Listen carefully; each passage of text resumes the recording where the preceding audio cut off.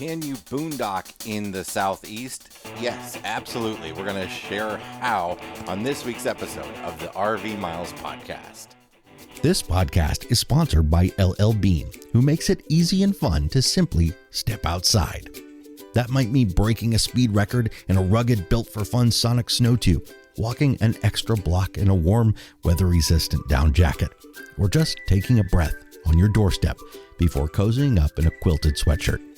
For however you experience the outdoors, shop clothing and gear at llbean.com. Be an outsider.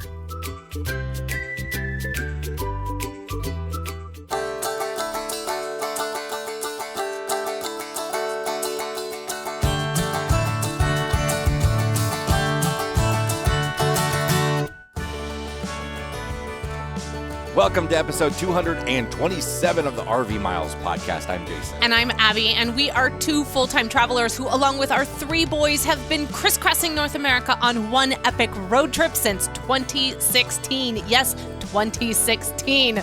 We here at RV Miles talk about everything from RV news and industry stuff. Yeah, see, you changed it up, and then you got lost, is what happened there. But keep going. Cannot deviate from... Welcome to the show. We are coming to you from northern Florida, where we're getting ready to attend the Full-Time Families annual reunion that they do here in Florida every year. Full-Time Families is a great organization of families who travel full time like us, and we've been members for a few years, and we love being a part of it, and we love being able to come to an event like this where the kids have lots of other kids to meet and stuff, and we get to meet other parents and families and stuff, and it's a lot of fun. It is a lot of fun. There's no kids actually hiding behind us, quietly playing Xbox or up in their room on their devices today. Our children are outside making friends, and it is awesome. And we're here for a month, which is really wonderful because that allows us to slow down a little bit. You know, it's been a really busy 6 weeks of travel, really fun, but really busy. So it's nice to kind of set up home a little bit. We have a huge site. And this campground is not prepared for the amount of packages that are coming here. And we're just talking about ours. But look, they opened their doors up to full-time families, and that means HelloFresh is coming. That means Amazon is coming. I mean, it is crazy. I'm already checking the phone because I've got at least 2 packages arriving today.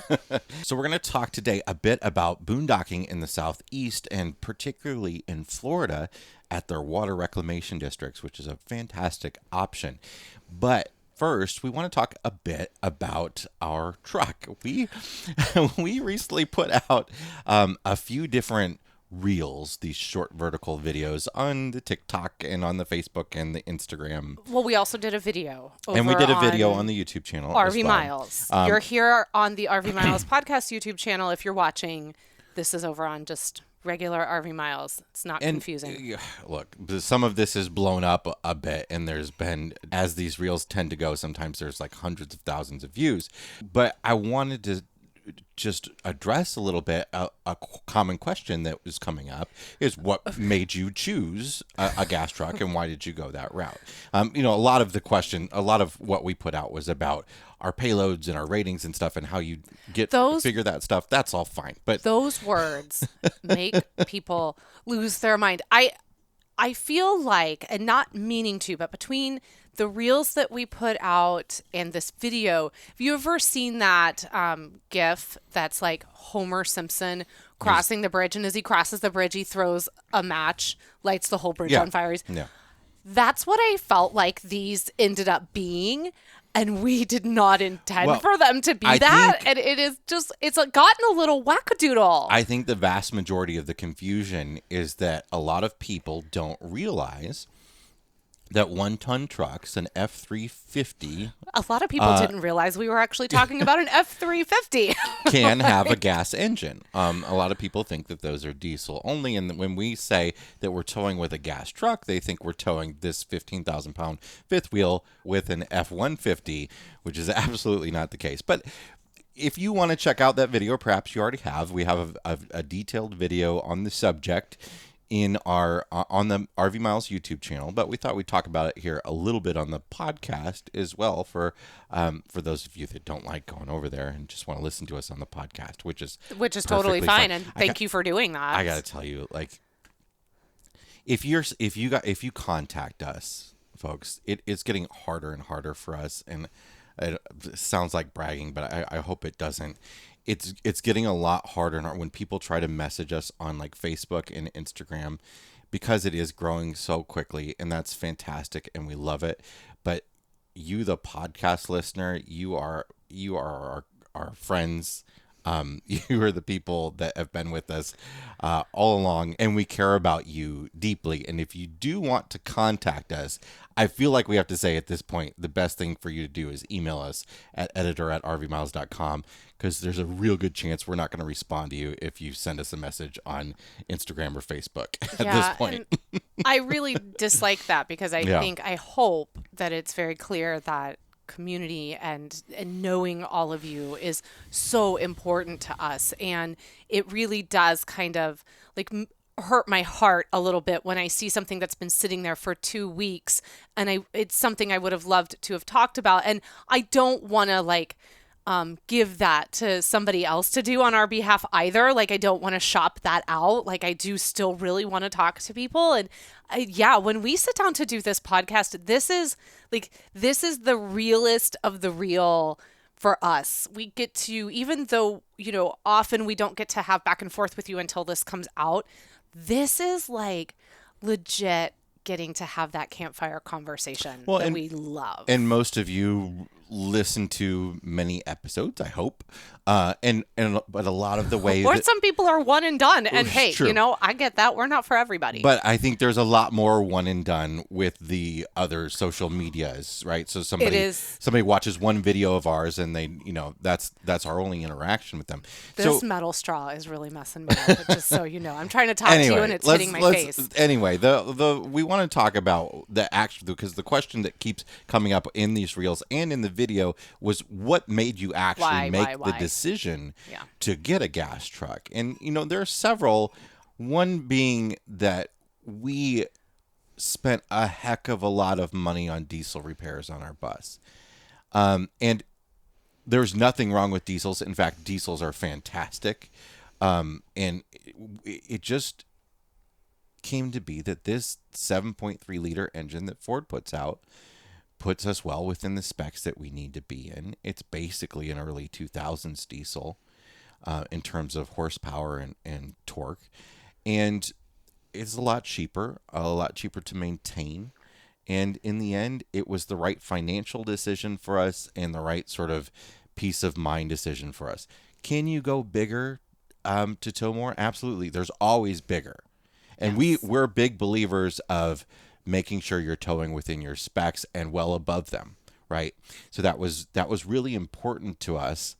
So we're definitely not those folks out there that say, tow up to your max tow capacity. No, we do this. This is our life, and we full time. And I can't speak to this in the way that Jason can, because Jason, and I think those of you who've been around for a really long time know that when Jason sets his mind to a task, or he has something that he needs to learn about, or he has to make a decision for our full-time life, like what truck do I want to go with, he will watch, read, I don't even know, hypnotos. What is the word I'm looking for? Where you put headphones on and you listen to the information while you're sleeping, and it's absorbed into your brain. And you don't actually do that. Right? But he would if he Hypnosis, could. He would if he could, right? And so when he came and said that here are the couple of options, and and he really months and months and months, and I think I've told this story where I finally said, I'm done talking to you about this. Oh, they have the truck you're interested in. Will you please go buy it? I cannot talk to you about this anymore. Just go buy the truck. And he did.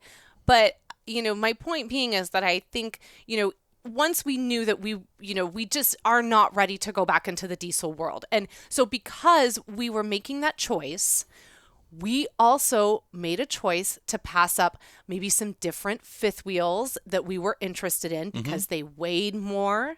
Yeah, a lot of people think that this fifth wheel is like the super max you can get. We're nowhere near. It's on the lighter end. It's a mid-weight fifth wheel, I would say. It's 15,000 pounds totally loaded. It's like 11,900 empty. You get something like a toy hauler, you could be going up over 20,000 pounds.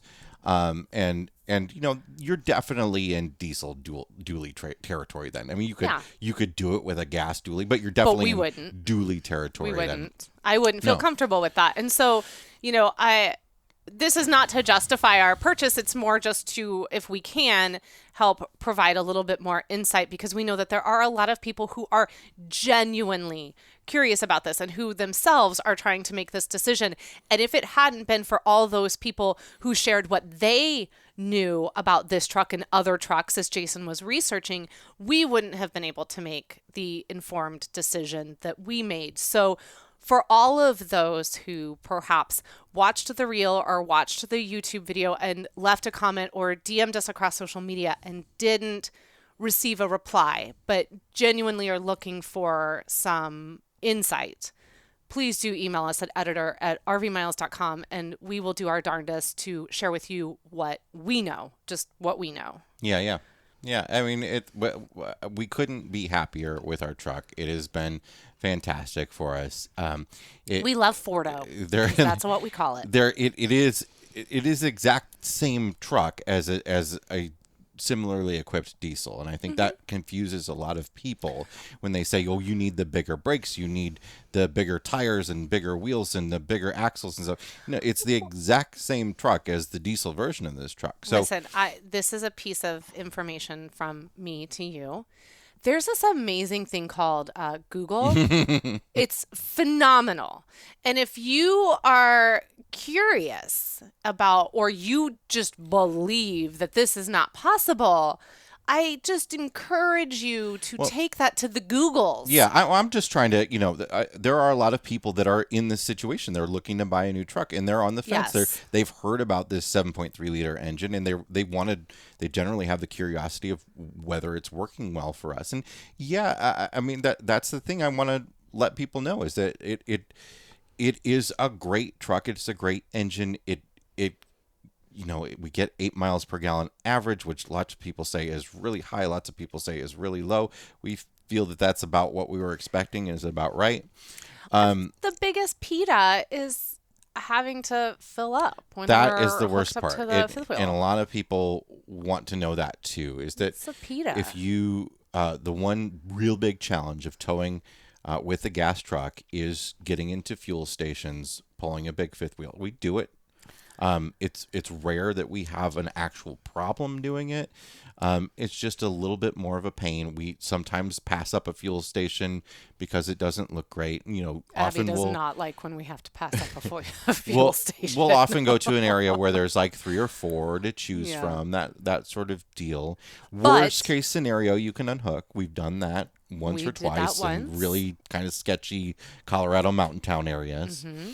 I will say, though, that because of that, it did change. I think it has altered a little bit of the way that we travel, and I've noticed that especially over the last couple months. Obviously, we did a big push to get down here, but, we're really right now in a period of travel, and it'll be like this for pretty much into June, where we're only moving anywhere from 50 to 190 miles between campsites. And that is, either way, that's a tank of gas we're not going to be stopping.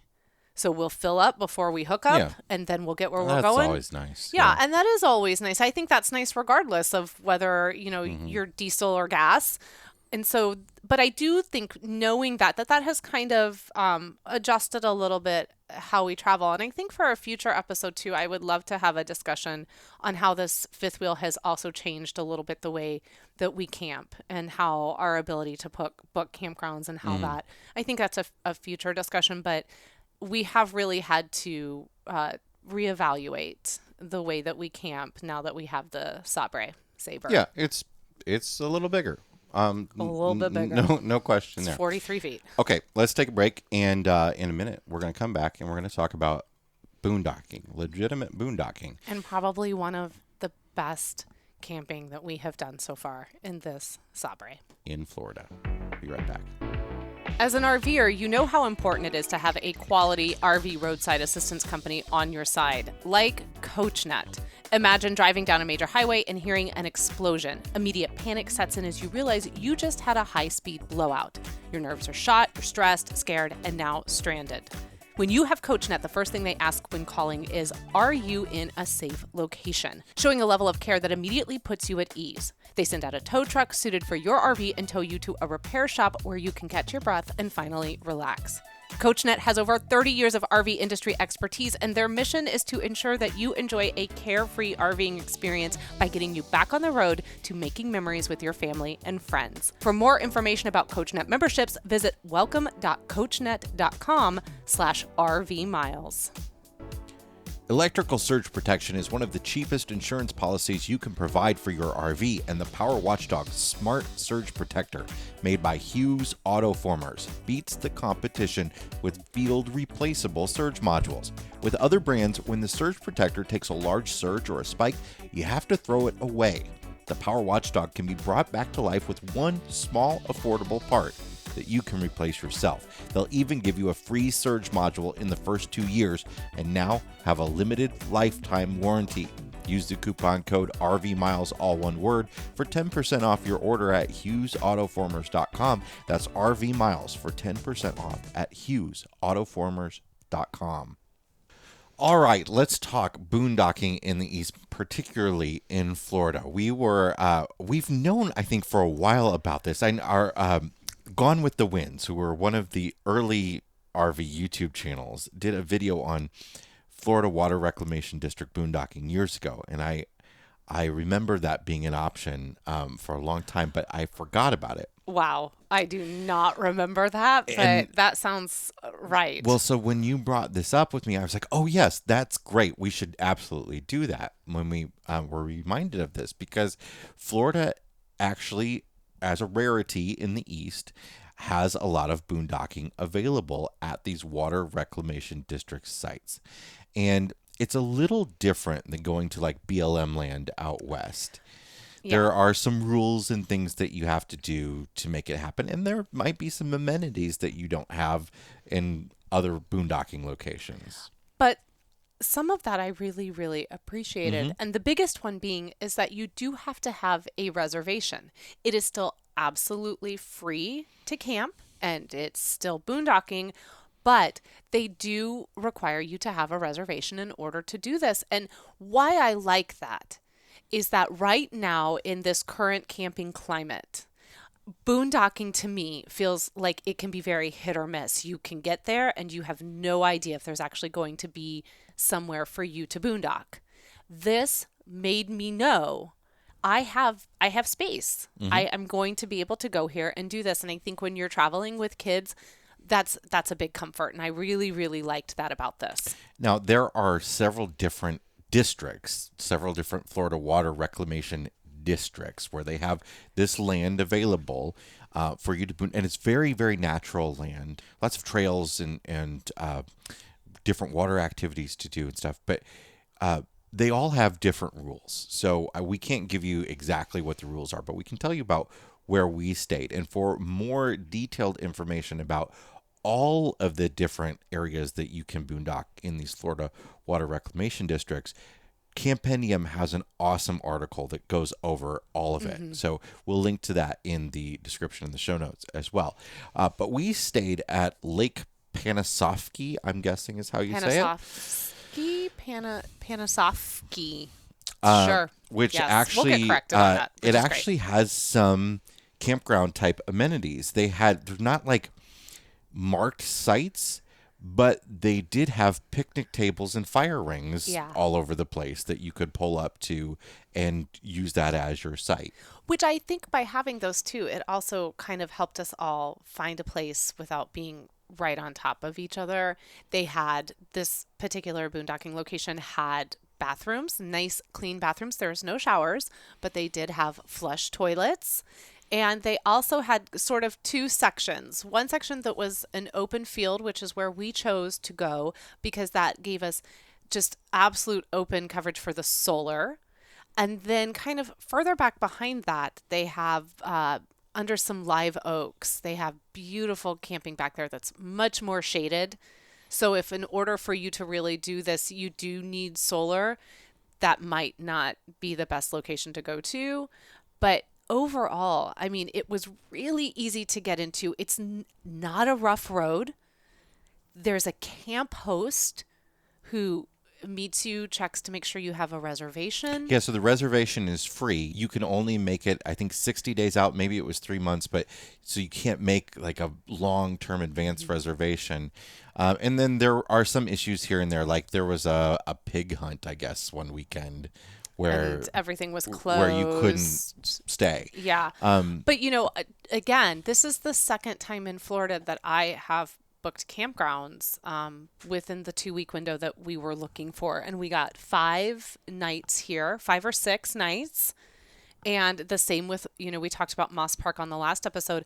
I booked that short-term notice, but that was only a 45-day window. So, it is kind of like we are seeing and learning that it is very possible to still camp in Florida without having a reservation a year out. And there is a 2-week maximum stay, as lots of boondocking has, but it's right off the highway. I did a 3-mile hike, and there are... You didn't mean to. I didn't mean to, but there's a lot more than that. I did sort of the short hike. There's a lot more than that. And All Trails is a great resource. They had all of that in there in the surrounding area for us to go in and see what was available. So if you do have the All Trails app, highly recommend using it. If you have not downloaded it yet, it's a great resource. And when we were talking about the villages last week, this was where we were camping that was fairly close to the villages. It was about a half-hour drive in, and so there were options for groceries and fuel and food and all that sort of stuff as well. You all gave us some incredible insight into the villages after last week's episode.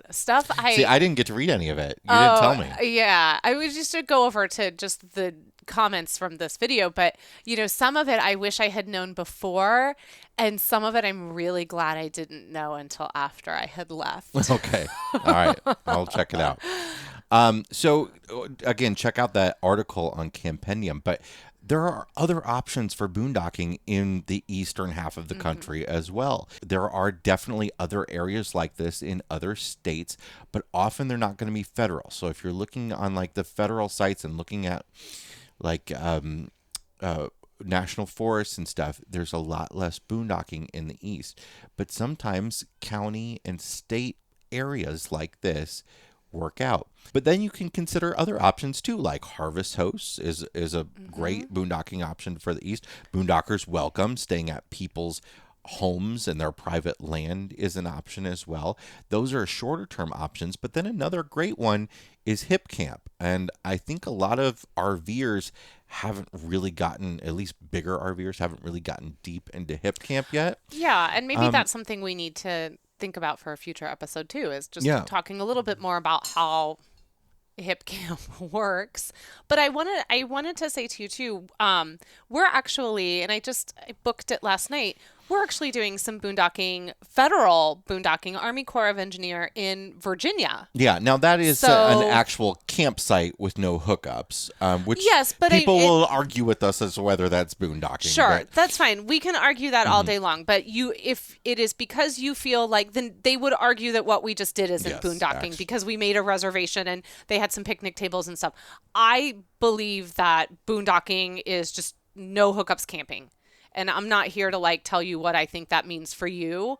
But again, here we are talking about, it's only, I think $20 a night to do this or something. That's what the words come to mean, and a lot of people think it means free. It doesn't necessarily mean free. I mean, again, hip camp isn't free. Long-term visitor areas in Arizona aren't free. Boondockers welcome and Harvest Hosts aren't free. Technically, no.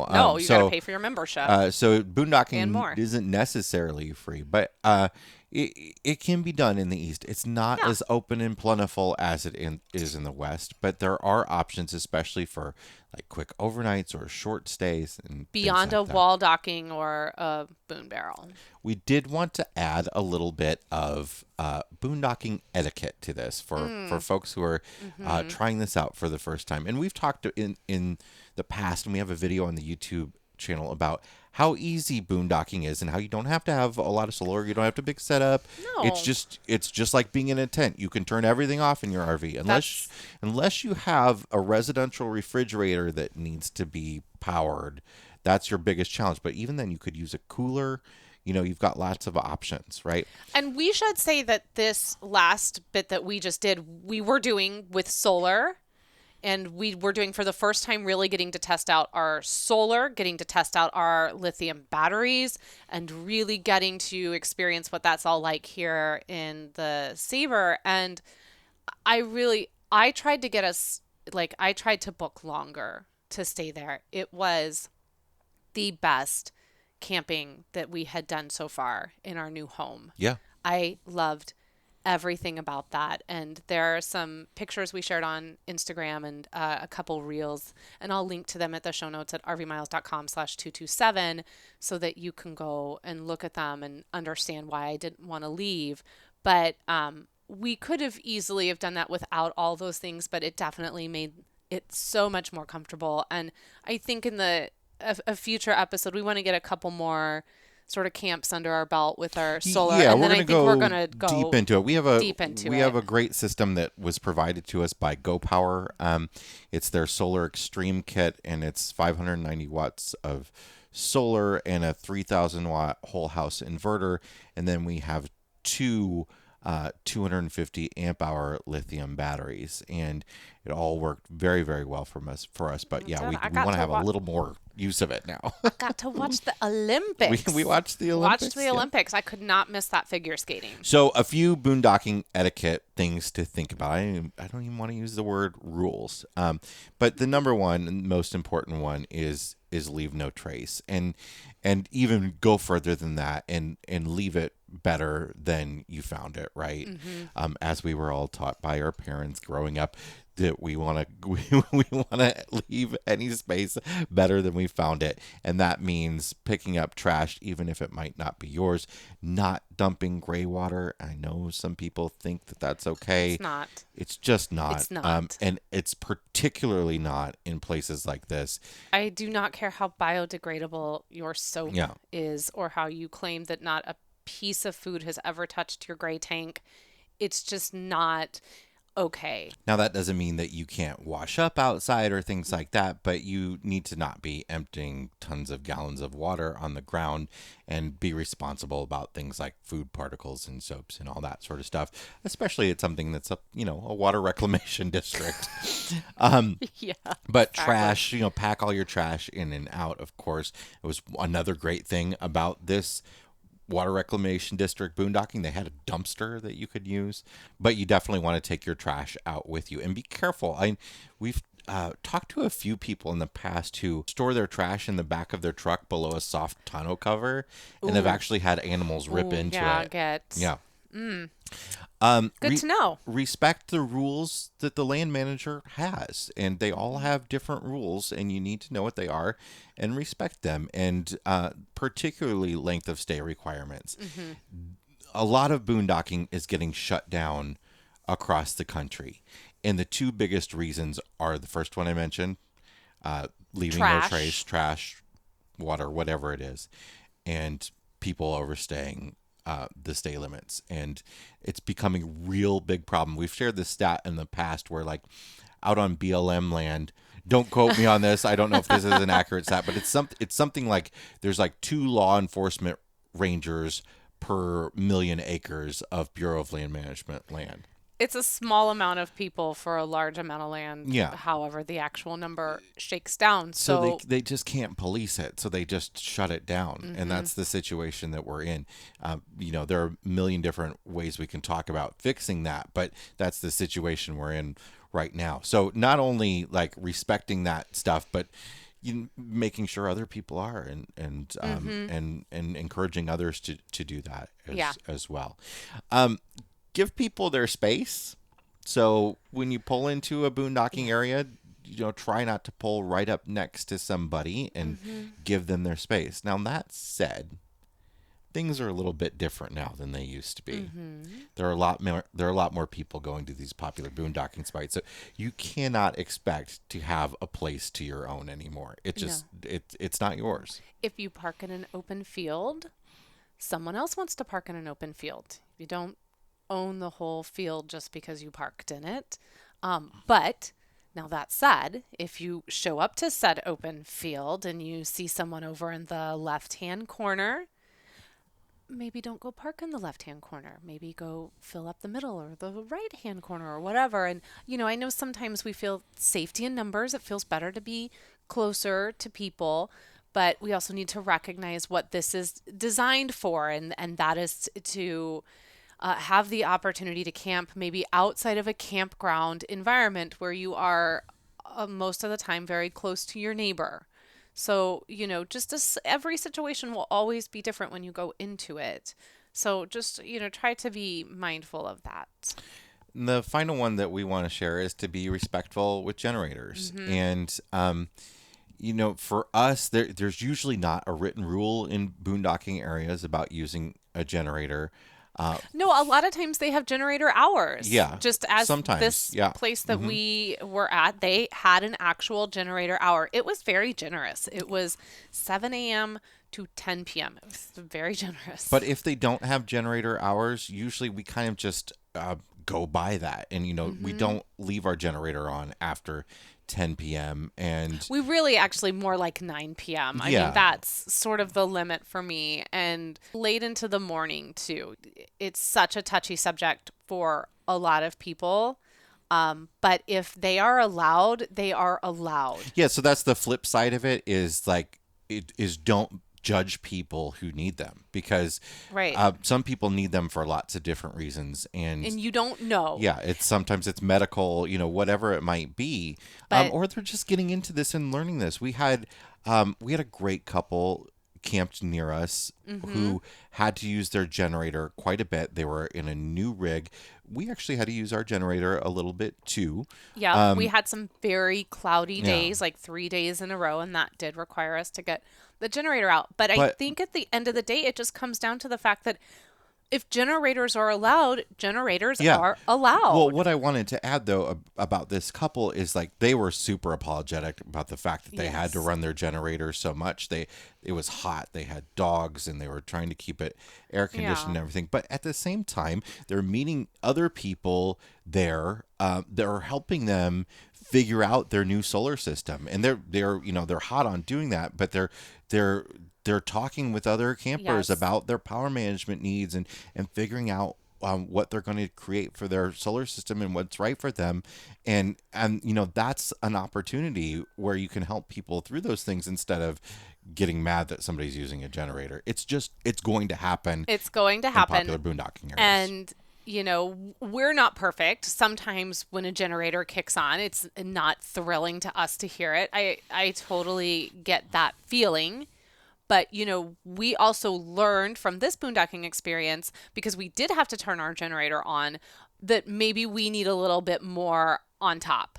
And we talked about that, like how would we balance this and things like that. And I would really, for anyone who is going to have a generator for their backup, just really take into consideration the kind of generator that you are purchasing. Think about when you pull it out, like, where can I put it that I'm kind of minimizing sound? Really think about those things. Like, is this particular generator incredibly loud? Maybe that's not the one you want to purchase for boondocking. If I move it, if I stretch it out further out into this field, does it, am I able to mask the sound a little bit more? Take all those things into consideration. Your neighbors will appreciate that, but then you will also feel better, and you won't stress as much. And what can you cut out of your life during boondocking in order to save on power so that you don't need to run your generator? Don't need to have those end cap lights on. Do you need to have your air conditioner running overnight? Do you Can you use a cooler like we mentioned? Do you need to use a coffee maker, or can you put a pot of boiling water on the stove? That type of stuff. Yes, you need to use your coffee maker. But that's what the solar's for. Do you need an electric coffee maker? Yes. But I would say that always when you go into it with your RV, please go into it as though you are tent camping. And really treat it like that. And think like, if I was in a tent, what would I need right now in order to be comfortable for the evening? And you would be surprised at how many things, when you start looking around your rig, you go, I don't need all this stuff on right now. I don't need it. And yes, I watched the Olympics, but I didn't need the generator on to do that. So that's why I was able to do it. All right, let's take a break. And when we come back, we'll talk about our tanks and a bit more. Be right back. If you've been thinking about picking up a Solo Stove, now is the perfect time. As we get ready for the camping season, Solo Stove continues to offer discounts on their popular fire pits, including our favorite, the Bonfire. RV Miles listeners can save even more money by heading over to rvmiles.com/solostove and using the link and promo code. Take advantage of all the discounts to be had before camping season kicks into full gear and get your Solo Stove today. rvmiles.com/solostove and then click the link and use the promo code to save even more. I've mentioned this before, but Solo Stove also makes the absolute best. You love them. You made me do a TikTok on them. You love them so much. Best roasting sticks out there. They come in a vinyl wrap up pouch, and they screw together, and they're made out of high quality stainless steel, and they're more expensive than anybody plans on spending on a marshmallow roasting stick. But they're great. They're a great gift. Yeah, a great gift. They would make a great gift for an RVer in your life. But we need to transition before some batteries start dying on us. Okay. All right. It is time to check the level of our tanks. Jason, what is in your black tank this week? My black tank is allergies. I am feeling allergies for the first time in my life, really. This might be the first time you've ever had a black tank that's like an Abby black tank. Yeah. This is real Abby. But it is camping related right, because it's happening, because of camping. This is the first time we've been in Florida for this particular time of year. I have never been an allergy person, right? And now I think pollen is really starting to bother me. Oh, well, this next month is going to be real hard on you. It's really starting to make my throat close up and stuff like that. Well, listen, just so you know, we have Claritin, Zyrtec, that stuff you spray in your nose. I'm joining the club. Flonase, and Benadryl. So you just pick your cocktail, figure it out, and you'll feel much better. I'm joining the club. Yes. All right. What is in your... That was like the world's shortest black tank, by the way. So thank you very much for that. What is in your fresh tank?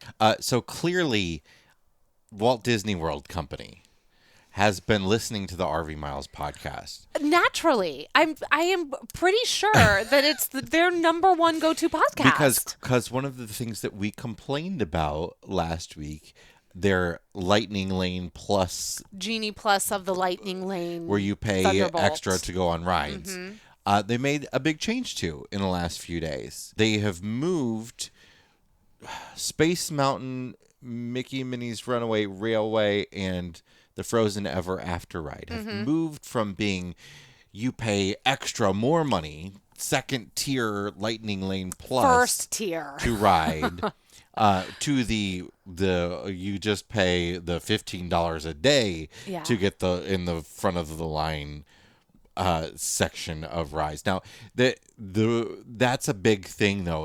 When we saw this news, we thought, oh, that really would have made a big difference. Huge. In our time there. And it makes our recommendation we were talking about, if you go, just try to get the Genie Plus just for your Magic Kingdom day. Now it makes a little bit more sense to get it every day. And I still don't think it makes any sense for Animal Kingdom. No. At all. But it does make a whole lot of sense now for Hollywood Studios. Except for once Expedition Everest is running again and it's hot enough to want to go on Kali River Rapids. I get that. But Expedition Everest you have to pay for.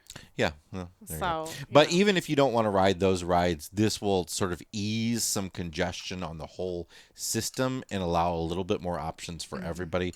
So I think all in all, that's a good thing. I'm sure that Disney was not paying attention to the Diz boards or like the dozen Disney podcasts that are out there. Listening to Jason they and said RVMILES just threw down and came at us, y'all, and we got to make some changes. Abby, what is in your black tank this week? So my black tank this week is people that walk through your campsite. So there's a trend happening lately, and it does seem to be happening in the private sector of campgrounds as opposed to in a state. And I think this is part of the we don't all have a whole lot of space in our campgrounds issue. But I have noticed lately, I'm not talking about like my foot skimmed the perimeter of, like your driveway or, I touched a blade of your grass. I'm talking about blatant walking through someone else's campsite. Especially like small campsites too. Yes. And this has happened to us numerous times lately. And it's surprising. It's always very surprising when you're sitting in your campsite and you're just like, oh, hello. How are you today? Hi, I'm doing great.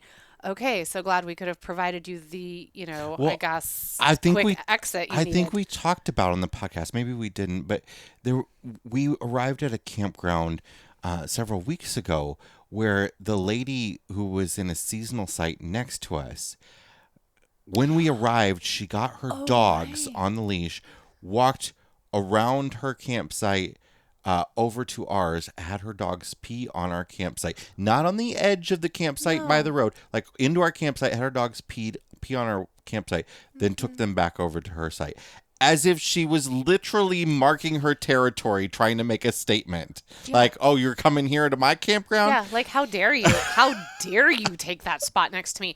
So there is, we all get this little teeny patch of, campsite that we pay good money for. And I think be a good neighbor, be a good camper, and stay out of other people's campsites. Please don't let your dogs pee in other people's campsites. Like it's weird. I hesitate to be like, listen, Florida, because I don't want to put it on Florida.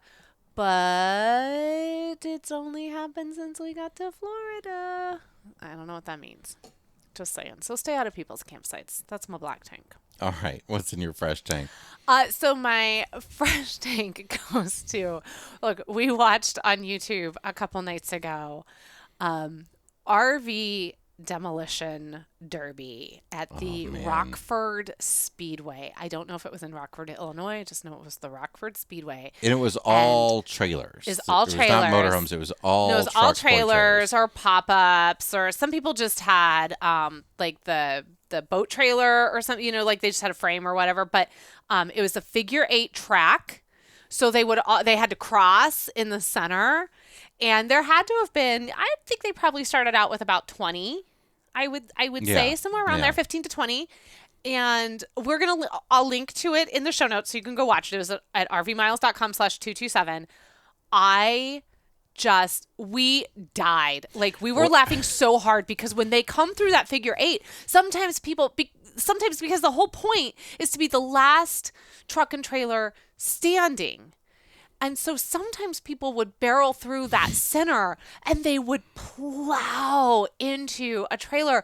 Or at one point, there's a truck with its trailer and it's down to just the frame. Okay, everything else has been ripped off of it. It is down to a frame. Another truck comes and drives up on the frame.